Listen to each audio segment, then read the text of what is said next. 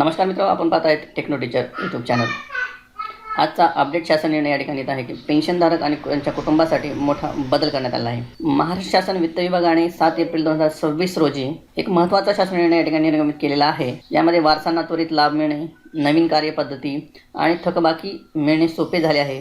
याबद्दल सविस्तर माहिती आजच्या या आपण शासन निर्णयामध्ये पाहणार आहोत। शासन निर्णयाचे हेडिंग आहे की निवृत्तीवेतनधारक, कुटुंब निवृत्तीवेतनधारक यांच्या मृत्यूनंतर हयातकालीन थकबाकीचे प्रदान अधिदान व लेखा कार्यालय मुंबई कोषागार कार्यालयामार्फत नामनिर्देशित व्यक्तींना अथवा कायदेशीर वारसदार प्रदान करण्याच्या कार्यपद्धतीमध्ये सुधारणा करण्याबाबतचा शासन निर्णय 7 एप्रिल 2026।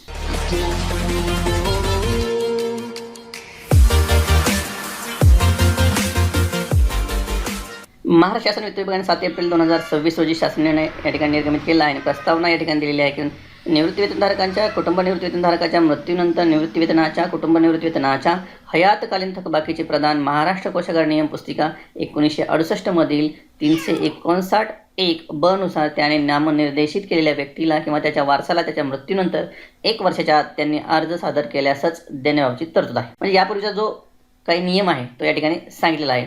त्यानंतर असं आहे की मुंबई वित्तीय नियम 1959 मधील नियम क्रमांक 72 अन्वये निवृत्तीवेतनधारकाच्या मृत्यूनंतर हयातकालीन थकबाकीचे प्रदान करण्यासाठी वारसाकडून क्षतिपूर्ती बंधपत्र घेणे बंधनकारक। 1959 मध्ये 72 क्रमांकाचा जो नियम आहे तो या ठिकाणी सांगितलेला आहे। महाराष्ट्र कोषागार नियम 1968 मधील नियम क्रमांक 359 अ ते ड नुसार नामनिर्देशन देण्याबाबत तरतूद केलेली आहे की नामनिर्देशन कसं करायचं आणि कोणाला करायचं याबाबतचा नियम दिला आहे। त्यानुसार एखाद्या निवृत्तीवेतनधारक कुटुंब निवृत्तीवेतनधारकाने मृत्यूपूर्वी नामनिर्देशन नमुना 42 अ या नमुन्यामध्ये रितसर नामनिर्देशन केले नसल्यास अशा प्रकरणी वारसदारास न्यायालयाकडून वारसा हक्क प्रमाणपत्र प्राप्त करून घेऊन कोषागार कार्यालयात सादर करावे लागते।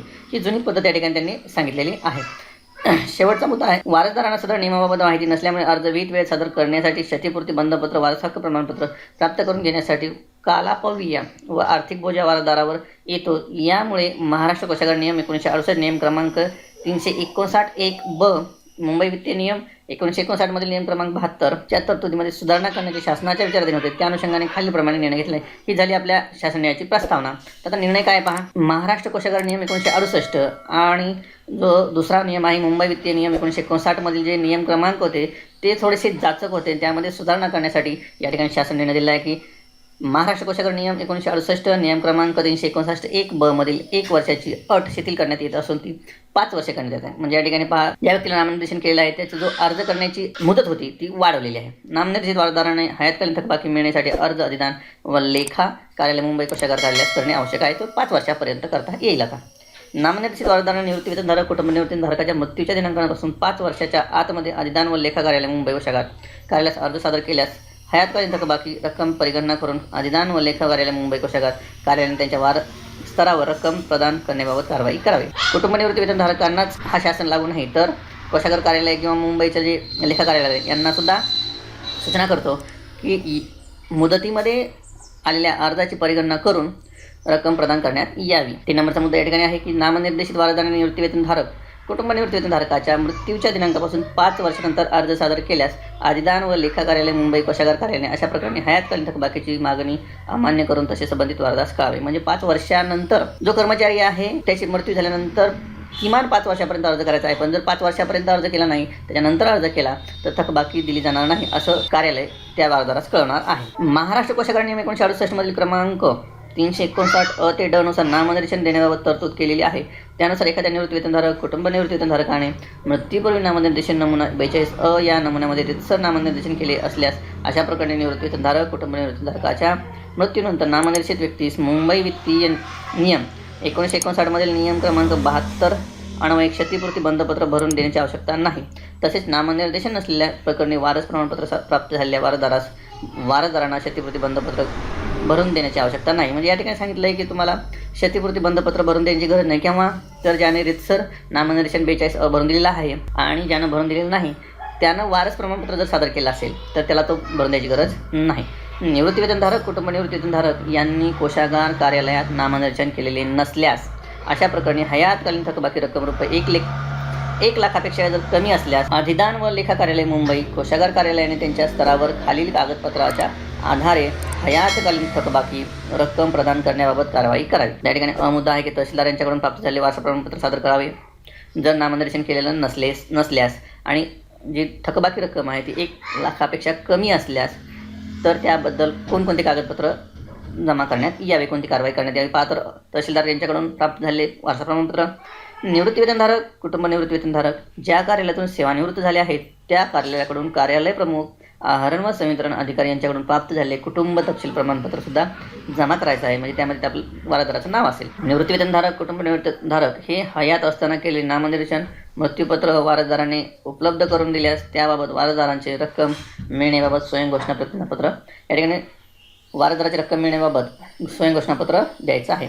वरीलपैकी कोणत्याही एका प्रमाणपत्राच्या आधारे वारसदाराकडून बँक पासबुक, आधार कार्ड, पॅन कार्ड उपलब्ध असल्यास शिधापत्रिका या कागदपत्रांची छायांकित प्राप्त करून घेऊन हयातकालीन थकबाकी रक्कम संबंधित वारसदारास प्रदान करण्याची कारवाई करण्यात यावी. जर नामनिर्देशन केलेलं नसेल तर या प्रकारे कारवाई करावी. हयातकालीन थकबाकी रक्कम रुपये 1 लाखापेक्षा जास्त असेल तर वारसदार यांच्याकडून मुद्दा क्रमांक 5 मधील प्रमाणपत्र नसल्यास अथवा हयातकालीन थकबाकी रक्कम प्रदान करताना वारसदार यांच्यामध्ये वाद असतील अशा प्रकारे न्यायालयाकडून प्राप्त झालेले वारस हक्क प्रमाणपत्र आधारे प्रदान करण्यात यावे. जर 1 लाखापेक्षा जास्त जर रक्कम असेल तर अशा वेळेस न्यायालयाकडून वारस हक्क प्रमाणपत्र आणण्याच्या किंवा जमा करण्याच्या सूचना कार्यालयाने कराव्यात आणि नंतरच रक्कम प्रदान करण्यात यावी. 7 नंबर आहे महाराष्ट्र कोषागार नियम 1968 मधील नियम क्रमांक 359(2) नुसार हयातकालीन थकबाकी रक्कम प्रदान करताना निवृत्तीवेतनधारकाचा निवृत्तीवेतन प्रदान आदेशाचा भाग पेन्शनर PPO जी कॉपी असते ती वारसाकडे उपलब्ध असल्यास घ्यावा. संबंधित वारसाकडे निवृत्तीवेतन प्रदान आदेशाचा भाग PPO कॉपी नसल्यास तसेच संबंधित वारसाकडून लिखित स्वरूपात घेऊन रक्कम प्रदान करण्यावर कारवाई करावी. जर PPO असेल तर घ्यावे,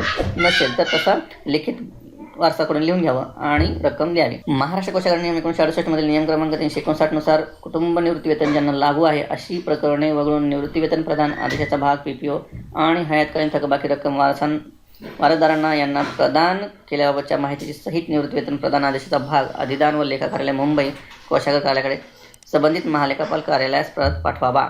या ठिकाणी कार्यालयाने काय करायला पाहिजे ती या ठिकाणी 8 नंबरची सूचना दिलेली आहे. वरीलप्रमाणे करण्यात आलेल्या सुधारणा यापूर्वी वारसदारांनी अधिदान व लेखा कार्यालय मुंबई कोषागार कार्यालयात अर्ज सादर केल्या अथवा सुरू केल्या प्रकरणी सुद्धा लागू राहील.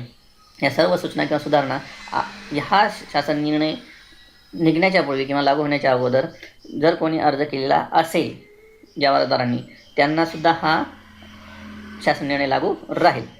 प्रस्तुत शासन निर्णयास अनुसार महाराष्ट्र कोषागार नियम 1968 मुंबई वित्तीय नियम 1960 मध्ये समुचित सुधारणा अवकाश करण्यात येतील आणि हा शासन निर्णय महालेखापाल कार्यालय मुंबई यांच्या अनौपचारिक संदर्भ क्रमांक पेन्शन्स दिनांक 1 डिसेंबर 2025 रोजी प्राप्त झालेल्या मान्यतेस अनुसरून निर्माण करण्यात आला आहे. शासन निर्णय या ठिकाणी उपलब्ध आहे.